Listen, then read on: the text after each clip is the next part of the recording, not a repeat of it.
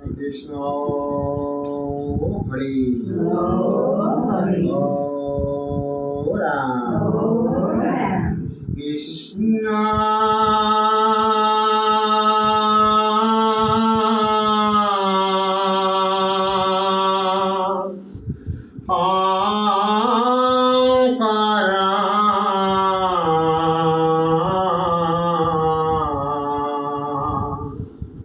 গুৰু হৰে ৰাম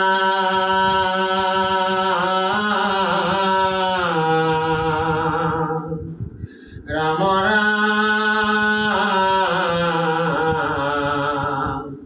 ৰাম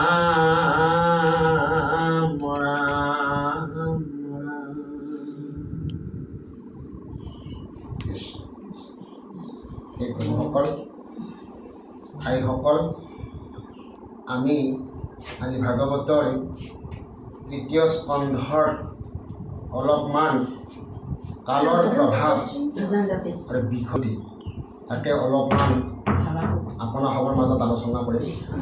কৃষ্ণ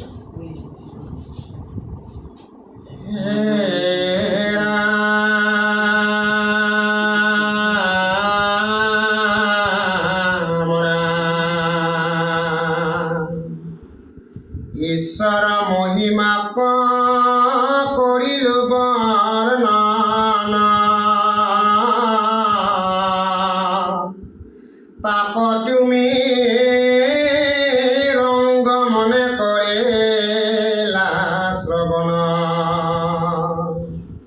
ৰাম কালৰ প্ৰভাৱ সমে জীৱৰ সংসাৰ,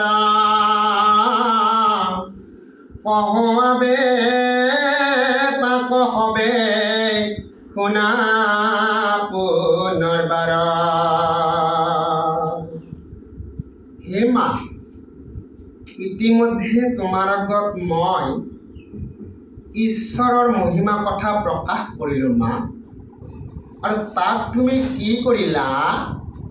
আনন্দ মনেৰে তুমি শ্ৰৱণ কৰিলা, তুমি শুনিলা।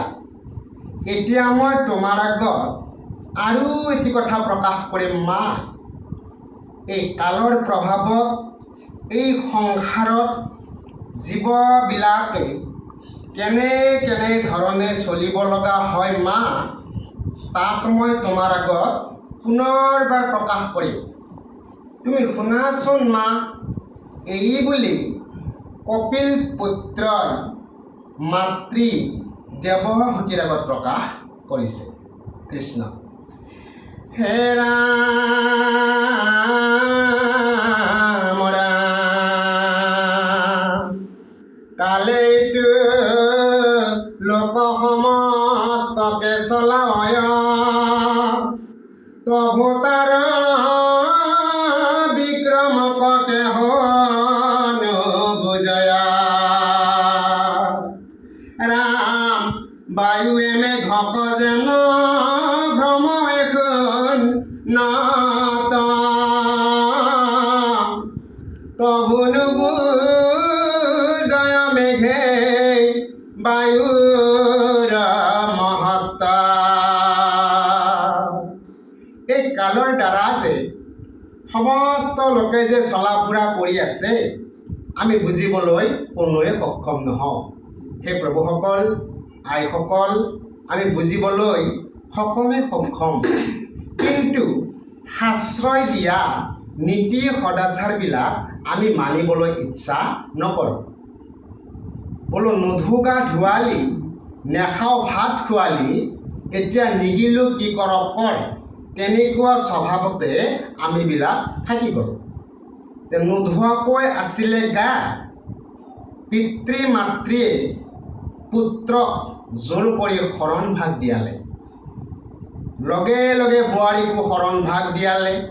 নোধো বুলি কৈছিলে গা, জোৰ কৰি ধুৱাই দিলে। আৰু নেখাওঁ বুলিও কৈছিলে। শৰণৰ নীতি নিয়ম আমি মানি চলিব নোৱাৰোঁ নহয় দেউতা মা, কিন্তু পিতৃ মাতৃয়ে জোৰ কৰি খুৱাই দিলে। এতিয়া নিগিলোঁ কি কৰিবা, গিলাটো নিজৰেহে কাম, আনেতো গিলাই দিব নোৱাৰে, নামানো কি কৰিবা। এনেকুৱা স্বভাৱতে আমি থাকি গ'লোঁ। আৰু যেনেকৈ কি বুলি কৈছে, বায়ুৱে মেঘক যেন ভ্ৰমাৱে শূন্য, তভু নুবুজয় মেঘে বায়ুৰ মহত্ব। এই মেঘক যে বায়ুৱে ইফালৰ পৰা সিফাললৈ ঘূৰাই আছে, মেঘেই কিন্তু বায়ুৰ মহত্ব বুজি নাপায়। নিজৰ ইচ্ছাতে মেঘেই ঘূৰি থকা বুলি ভাবে। ঠিক তেনেদৰে আমি মনুষ্যসকলে নিজৰ ইচ্ছাতে আমি ঘূৰি থকা বুলি ভাবোঁ। কৃষ্ণ হেৰা সুখ পাইব বুলি নানা কৰয় প্ৰয়াস, জীৱাই অৰ্থ আৰ্যে তাক কালে কৰে নাশ। হেৰাম কেবে তাৰ অৰ্থে শোক কৰে দিন ৰাতিয়ে, কালৰ বিক্ৰম তাক বুজিবা হায়াতি। সেই প্ৰভুসকল, আইসকল, আমি যিমানবিলাক ধন সম্পত্তি ঐশ্বৰ্য বিভূতি উপাৰ্জন কৰিছোঁ, সকলোৱে আমি সুখৰ কাৰণে কৰিছোঁ। আৰু সেইবিলাক যেতিয়া এদিন কালৰ প্ৰভাৱত নাশ হৈ যায়, তেতিয়া আমি কি কৰোঁ? বহুত দুখ কৰোঁ। সেই প্ৰভুসকল, আইসকল, ৰাতিপুৱা বিচনাৰ পৰা উঠাৰ পৰা পুনৰ ৰাতি বিচনাত পৰালৈকে আমি এটি বস্তুৰ পিছত দৌৰি থাকোঁ। বস্তুটো বেলেগ একো নহয় প্ৰভুসকল, আইসকল, বস্তুটো হৈছে সুখ। সুখৰ পিছত আমি সকলোৱে দৌৰি থাকোঁ। কোনোবাই কোনোবা দিন সুখ পাইছেনে প্ৰভুসকল, আইসকল? শাস্ত্ৰই কৈছে, সুখ সুখ বুলি নৰ এনে বলিয়া,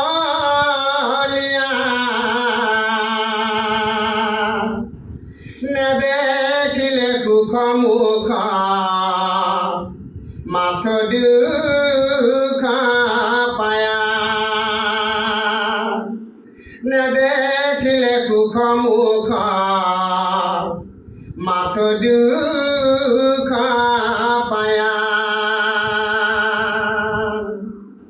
সুখ বিচাৰোঁতে জীৱই কেৱল পায় দুখৰ উপৰি দুখ। তথাপিও জীৱই কলৈ ধাৱমান হৈ আছে আমি বুজিবলৈ কোনোৱে সক্ষম নহওঁ। সেই প্ৰভুসকল, আইসকল, বুজিবলৈ আমি সকলোৱে সক্ষম, কিন্তু শাস্ত্ৰই দিয়া নীতি সদাচাৰবিলাক আমি মানিবলৈ ইচ্ছা নকৰোঁ। প্ৰমাণ আছে প্ৰভুসকল, আইসকল, গৃহস্থী ধৰ্ম আৰু শাস্ত্ৰৰ সিদ্ধান্ত, পিতৃদেৱো ভৱ, মাতৃদেৱো ভৱ, অতিথিদেৱো ভৱ। এয়া হৈছে গৃহৰ ধৰ্ম আৰু শাস্ত্ৰৰ সিদ্ধান্ত। নিজৰ সন্তানে পিতৃ মাতৃক শ্ৰদ্ধা ভকতি কৰিব লাগে, ঈশ্বৰ জ্ঞান কৰিব লাগে। এতিয়া আমি নিজে নিজে চিন্তা কৰিব লাগিব, আমাৰ সন্তানে বাৰু আমাক শ্ৰদ্ধা ভকতি কৰিব পাৰিছেনে নাই, ঈশ্বৰ জ্ঞান কৰিব পাৰিছেনে নাই। যদি কোনো সন্তানে যদি পিতৃ মাতৃক যদি শ্ৰদ্ধা ভকতি কৰা নাই, ঈশ্বৰ জ্ঞান যদি কৰা নাই, তেতিয়াহ'লে প্ৰভুসকল, আইসকল, সন্তানৰ ভুল নেকি বাৰু? সন্তানৰ ভুল কেতিয়াও হ'ব নোৱাৰে। সন্তানৰ ভুল কেতিয়াও হ'ব নোৱাৰে। পিতৃ মাতৃ হিচাপে আমি আমাৰ সন্তানক এই পৃথিৱীত কেনেকৈ আনিব লাগিছিল সেইটো আমি প্ৰথমে শিকি নল'লোঁ। আৰু যেনি তেনি অহাৰ পিছতো আমি কি নকৰিলোঁ? শাস্ত্ৰই দিয়া নীতি সদাচাৰ আমি আমাৰ সন্তানক দিবলৈ পাহৰি থাকিলোঁ। কেৱল ধন ঘটাৰ নিমিত্তে অদূৰ ভৱিষ্যতে যাতে আমাৰ সন্তানে নিজৰ ভৰিত নিজে থিয় দি চলিব পাৰে, তাকে আশা কৰি আমি আমাৰ সন্তানক বিদ্যালয়লৈ পঠাই দিলোঁ, মহাবিদ্যালয়লৈ পঠাই দিলোঁ, বিশ্ববিদ্যালয়লৈ পঠাই দিলোঁ। ঈশ্বৰ সম্বন্ধীয় জ্ঞান, আধ্যাত্মিক জ্ঞান যে আমি আমাৰ সন্তানক দিব লাগিছিল, সেইটো আমি পাহৰি থাকিলোঁ। হে প্ৰভুসকল